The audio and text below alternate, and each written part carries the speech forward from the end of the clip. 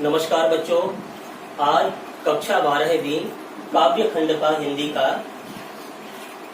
7वां chapter, वैसे 7वां chapter बादल राग है, लेकिन वो आपके कोर्स से हट चुका है, इसलिए 7वां हम तुलसीदास जी द्वारा रचित ये कवितावली और लक्ष्मण मूर्छा जो पाठ है उसको ले रहे हैं। तो आज हम वर्णन करेंगे कवितावली, जो उनकी एक रचना है। तुलसीदास जी ने अनेक प्रकार की रचनाएं रखी, जैसे रामचरितमानस, गीतावली, बरबे रामायण, और उसी में एक ये कवितावली भी है। तो कवितावली का वर्णन यहाँ तुलसीदास जी करते हुए हैं, और इसमें कवितावली में जो इस पाठ में वर्णित है, यहाँ पर दो प्रकार के छंद लिए गए हैं। दो प्रकार के छंद यहाँ पर तुलसीदास जी ने अपनी इस पुस्तक में, इस रचना में लिए हैं। एक तो है कवित्त और दूसरा है सवैया। दो कवित्त यहाँ पर उन्होंने वर्णन किया गया है और एक सवैया का वर्णन किया गया है।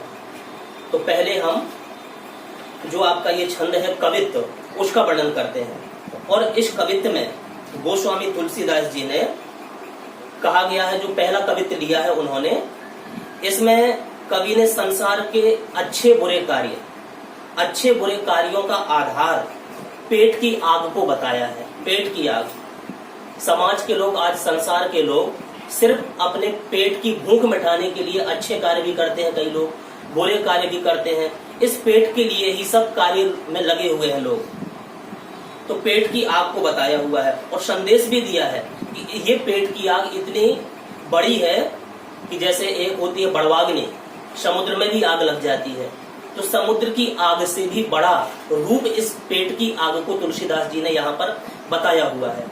और ये पेट की आग ऐसे समन नहीं होगी। तुलसीदास जी इस कवित्त में लिखते हैं कि ये पेट की आग को शमन करने के लिए प्रभु राम की भक्ति ही इसे शांत कर सकती है। भगवान श्री राम की भक्ति ही इसको शांत कर सकती है। तो ऐसा वर्णन उन्होंने इस कवित्त में बताया हुआ, जिसको आपको सुनना है। सुनिए ध्यान से। कलयुग का वर्णन करते हुए, इस कलयुग में, इस समाज में आज की स्थिति क्या हो गई है, तुलसीदास जी लिखते हैं।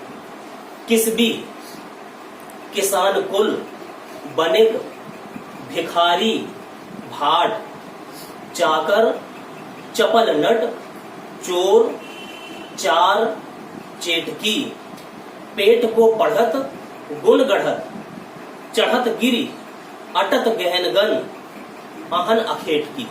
अब इसका मतलब क्या है? किसबी माने वैसे होता है जो परिश्रमी लोग होते हैं, श्रमजीवी लोग होते हैं, अपने कार्यों में, अपने धंधा में लगे हुए लोग होते हैं। वैसे किसबी माने होता है, इसका शाब्दिक अर्थ है धंधा, यानी कि धंधा में लगे हुए लोग, यानी कि श्रमजीवी लोग। समझ लीजिए किसबी का, किसबी माने श्रमजीवी लोग। किसान कुल, परिवार, यानी किसानों का परिवार, किसान लोग। बनिक, यानी कि व्यापार से जुड़े लोग, बनिया लोग, जो व्यापार का कार्य करते हैं। भिखारी, भीख मांगने वाले। और भाट, भाट भी एक जाति होती है, एक प्रकार की, भाट हो गया। चाकर, यानी कि नौकर, नौकरी करने वाले, नौकरी पेशा करने वाले लोग, दूसरे की गुलामी करने वाले। चपल नट, नट होते हैं जो खेल तमाशे कई प्रकार के दिखाते हैं। एक नट माने नर्तक भी होता है, नृत्य करने वाले, तो कुछ भी मान सकते हैं यहाँ पर। चंचल नट, चपल नट माने चंचल नट। चोर, चोरी करने वाले लोग। चार, चार माने होता है जासूस लोग, जासूस। और चेटकी माने बाजीगर, खेल तमाशा दिखाने वाले। ये सब क्या करते हैं? तो फिर से सुन लीजिए इनके नाम। किसबी, यानी कि धंधा में लगे लोग, यानी कि श्रमजीवी लोग। किसान कुल, किसानों के परिवार।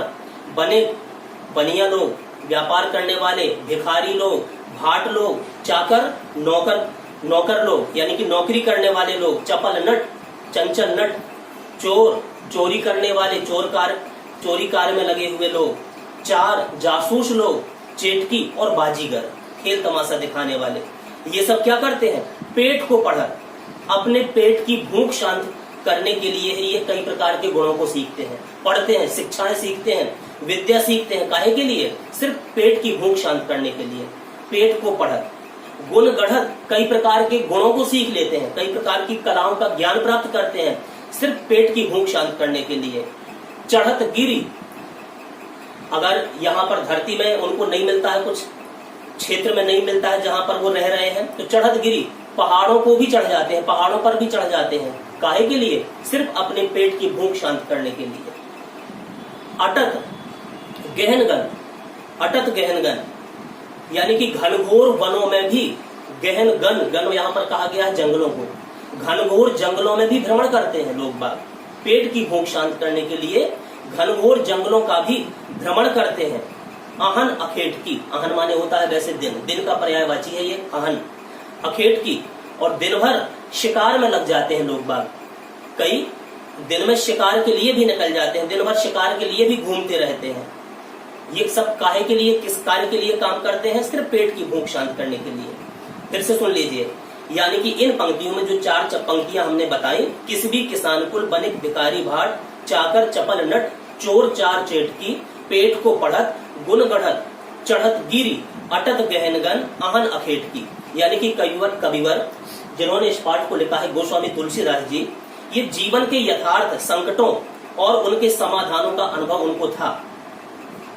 जीवन में कितने संकट आए हैं, उनका समाधान कैसे हो सकता है, इसका अनुभव गोस्वामी तुलसीदास जी को था, इसलिए उन्होंने इन पंक्तियों में लिखा हुआ है। समझाते हैं, वे कहते हैं कि कोई भी कर्म करने वाला, कोई भी कार्य करने वाला व्यक्ति, यानी किस भी, कोई भी धंधा, श्रमजीवी लोग, यानी कि कोई भी कर्म करने वाला, किसान परिवार, व्यापारी, भिखारी, दूसरों का गुणगान करने वाले, दूसरों का गुणगान करके अपना जीवन का गुजारा करने वाले भाट लोग, नौकर लोग, चतुर नर्तक यानी कि चपल नट, चतुर नर्तक नृत्य करने वाले, चोरी के कर्म में लीन यानी कि चोर, चार चेटकी, जासूस या कोई जादूगर, सभी के सभी लोग जितने ये वर्णन किए गए हैं, पेट को पढ़त गुण गढ़त चढ़त गिरी, यानी कि अपने पेट की ही भूख शांत करने के लिए अपने अपने कार्यों में ये सभी लोग लगे हुए हैं।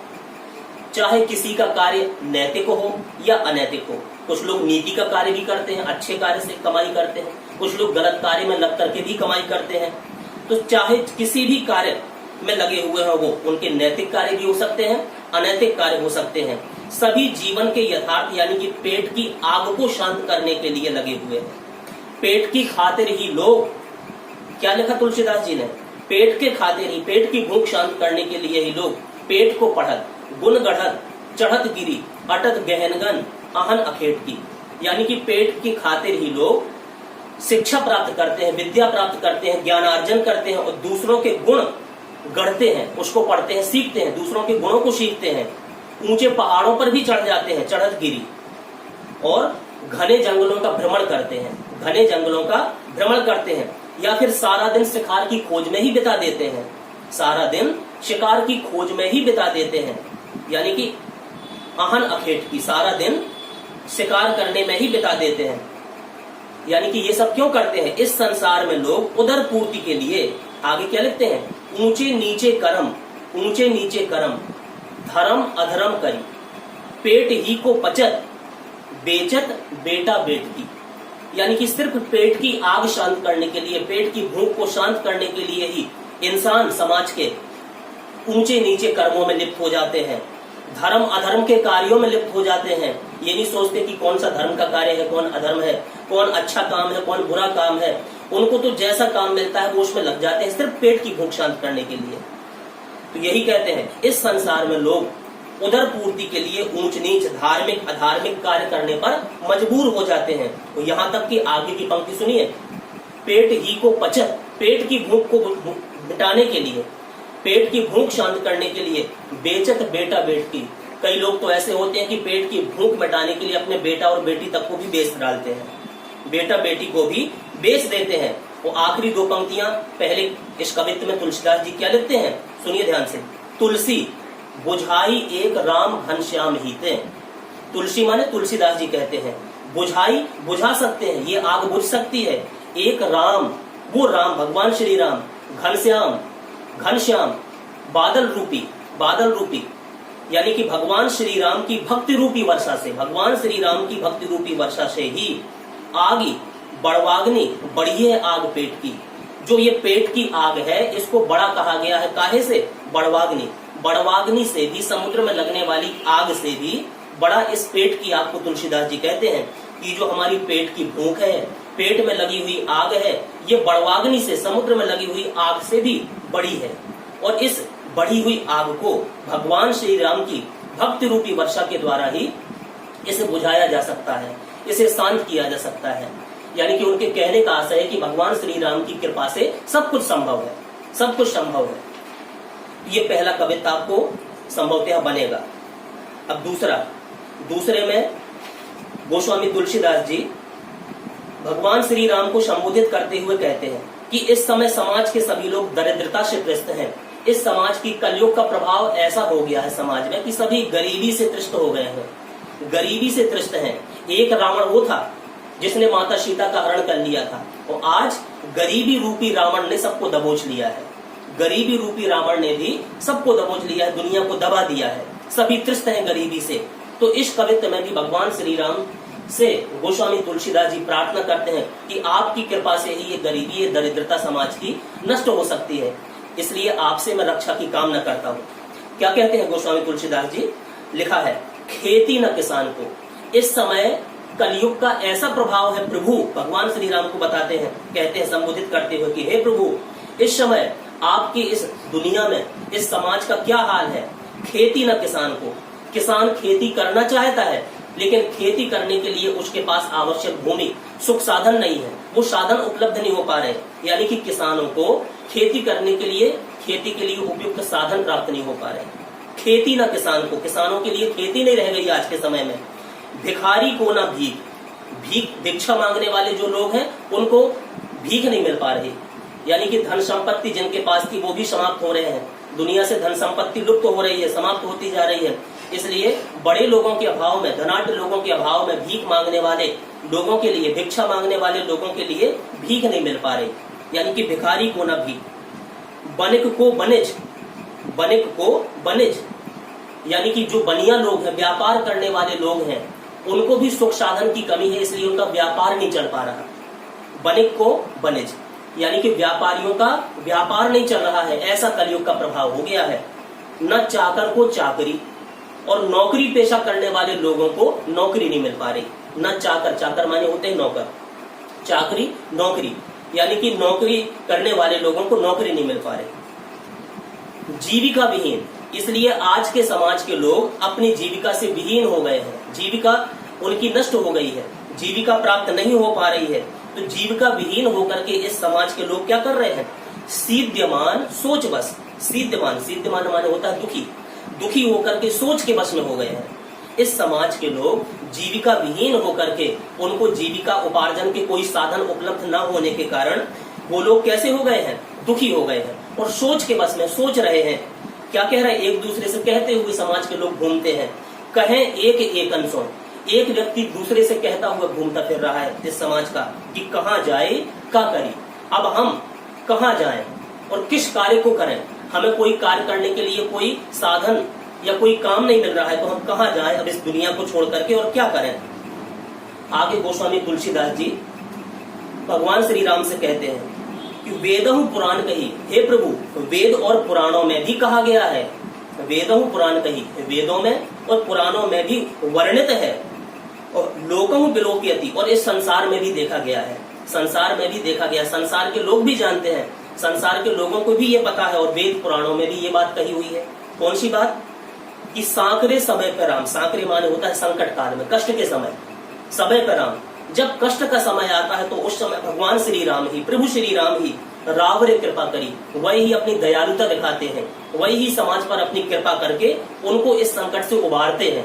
तो सांकरे समय पर राम, कष्ट में छाए हुए लोगों को भगवान श्री राम ही उबार सकते हैं। ये वेदों में, पुराणों में और संसार के व्यक्तियों का मानना है। इस समाज की दशा क्या हो गई है? हे प्रभु सुनिए, दारिद्र दशानन दबाई दुनी, दारिद्र दशानन, इस गरीबी रूपी रावण ने, गरीबी रूपी दशानन ने, रावण ने दबाई दुनी, इस दुनिया को दबा दिया है, दबोच दिया है। गरीबी रूपी रावण ने इस दुनिया को दबोच लिया है। दीन बंधु, हे दीनों पर दया करने वाले प्रभु श्री राम, दीनों पर कृपा करने वाले प्रभु श्री राम, दुरित दहन, इस जलती हुई दुनिया को देख करके, गरीबी से त्रस्त इस दुनिया को देख करके, दुरित दहन, दहन माने होता है वैसे जलती हुई, यानी कि इस गरीबी से त्रस्त जलती हुई इस दुनिया को देख करके, इस कष्ट में छाए हुए लोगों को देख करके तुलसी हाहाकारी, तुलसी हाहाकार करता है और आपसे प्रार्थना करता है कि आपने संकट काल में सभी की रक्षा की है, तो इस गरीबी से त्रस्त लोगों को इस गरीबी से उबारिए। ये तुलसीदास जी भगवान श्री राम से प्रार्थना करते हैं। फिर से एक बार सुन लीजिए पूरी कवित्व का कहने का क्या आशय है कि तुलसीदास जी ने जो ये पंक्तियां अभी इस वाले दूसरे वाले कवित्व में बताई गई संबोधित करते हुए कहते हैं कि इस समय समाज के जितने सभी लोग हैं वो दरिद्रता से त्रस्त हैं। वे अपनी रोजी रोटी के अभाव में व्यथित हैं, दुखी हो रहे हैं। किसान के पास खेती करने के साधनों का अभाव है, इसलिए ढंग से वो खेती नहीं कर पा रहे।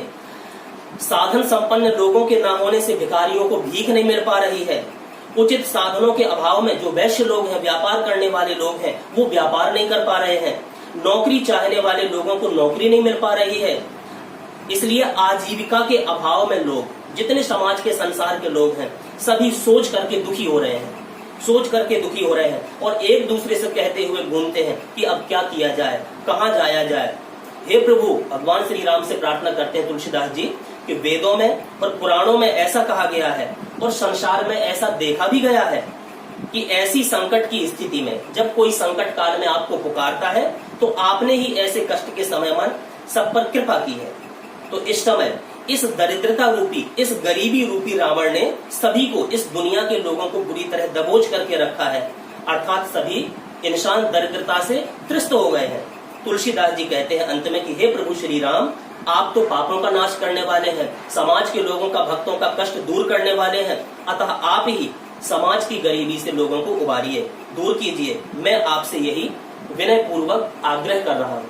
तो आपको ये समझ में आ गया हो, यानी कि दो ये कवित्व थे जो कवितावली में तुलसीदास जी ने लिखे हुए हैं। और एक और इसमें क्या है, अब ये सवैया है। जो अभी कवित्व थे वो एक प्रकार का मातृक छंद था, मातृक छंद, और ये सवैया है, ये वर्णिक छंद है, ये वर्णिक छंद है।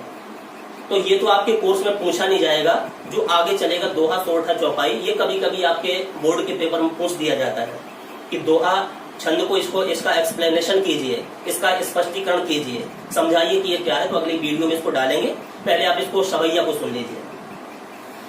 सवैया में तुलसीदास जी ने राम के प्रति भक्ति भावना का सजीव चित्रण किया हुआ है कि राम के प्रति कितने अनन्य भक्त तुलसीदास जी है भगवान श्री राम के, इसमें कहा गया है। कवि ने यहाँ भक्ति की रचनात्मक भूमिका की ओर भी संकेत किया हुआ है। आप लोग सुनिए, यहाँ पर इतने अनन्य भक्त गोस्वामी तुलसीदास जी भगवान श्री राम के हो गए कि अब उनको समाज की परवाह नहीं रही। कोई दुनिया का लोग उनको कैसा भी कुछ भी कहता रहे, लेकिन कोई मतलब नहीं है। वही यहाँ पर कहना चाहते हैं कि धूर्त कहो, चाहे मुझे कोई धूर्त कहे, चालाक कहे, दुष्ट कहे, कुछ भी कह दे, अवधूत कहो, अब चाहे कोई मुझे अवधूत कह दे, यानी कि परमहंस सन्यासी कह दे। अवधूत माने परमहंस भी हो सकता है, सन्यासी भी हो सकता है। तो धूत कहो, अवधूत कहो, चाहे समाज के लोग मुझे कोई धूर्त कहें, चालाक कहें, बेईमान कहें, चाहे कोई अवधूत कहें, यानी कि चाहे परमहंस कहे, चाहे मुझे कोई सन्यासी कहे, मुझे कोई मतलब नहीं है। जिसको जो अच्छा लगे वो मुझे कहे, चाहे कोई मुझे धूर्त कहे, चाहे परमहंस सन्यासी कहे। आगे, रजपूत कहो, जोल्हा कहो को, चाहे कोई मुझे राजपूत कह करके पुकारे, चाहे कोई मुझे जुलाहा कहे, इससे मुझे कोई मतलब नहीं है, कोई मतलब नहीं है। चाहे कोई मुझे धूर्त कहे या चालाक कहे, अवधूत कहो, चाहे कोई मुझे परमहंस या सन्यासी कहे, रजपूत कहो, चाहे कोई मुझे राजपूत कहे, जुलाहा कहो कोई, चाहे कोई मुझे जुलाहा कह करके संबोधित करे। मुझे इन बातों से, इन जातियों से मुझे कोई मतलब नहीं है।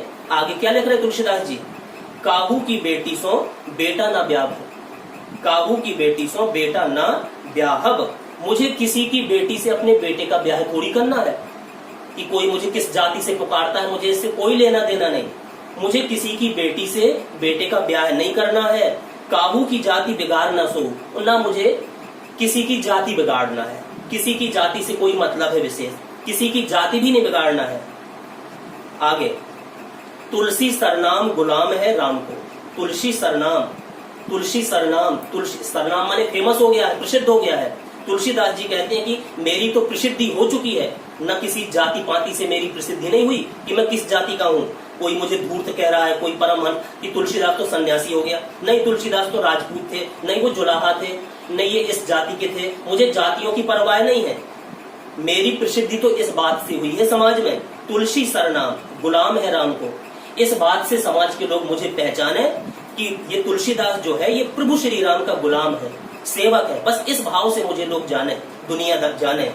जाको रुचि सो कहे कछु होई। और समाज के लोगों से मेरा ये भी कहना है, जाको रुचि, जो जिसको जैसा अच्छा लगे, रुचिकर लगे, कहे कछु हो, तो वो भी आकर के मुझे कुछ कह डाले, चाहे कैसा भी कुछ कहे, मुझे कोई लेना देना नहीं। लेकिन सबको ही समाज जानता है, पूरा समाज जानता है कि ये तुलसीदास जो है किसी जाति पाति का नहीं है। अब जैसे संत महात्मा होते हैं, संत महात्माओं की कोई जाति नहीं, वो तो संत हो गए। बस समाज को अच्छा उपदेश देना ये उनका कर्म हो गया। किसी जाति पाति से, कहते हैं जाति पाति का नहीं महत्व, मानवता है असली तत्व। बस मनुष्यता मेरे अंदर आ गई है। तुलसीदास जी यही कहते हैं कि तुलसी सरनाम गुलाम है राम को। तुलसीदास जी कहते हैं कि मेरी प्रसिद्धि तो इस रूप में हो गई है कि ये तुलसीदास भगवान श्री राम का अनन्य भक्त है। अब समाज के लोगों को जैसा अच्छा लगे, जो भी शब्द अच्छा लगे, जो भी जाति अच्छा लगे, जो भी संबोधन अच्छा लगे, वो मुझे उस नाम से पुकार सकता है। लेकिन मेरी प्रसिद्धि भगवान श्री राम के गुलाम, उनके दास, सेवक के रूप में है। मैं तो ये समझता हूँ। और मेरी स्थिति क्या है, मुझे कोई चीज से कोई मतलब नहीं, मांग के खेबो, मांग के खाता हूँ मैं तो। अब मेरी एक स्थिति हो गई, मुझे मांग कर खाना है, और मस्जिद को सोईबो, मस्जिद में सोता हूँ, मंदिर या मस्जिद में मैं सोता हूँ, भगवान के चरणों में लीन होकर के वहीं सोता हूँ मैं।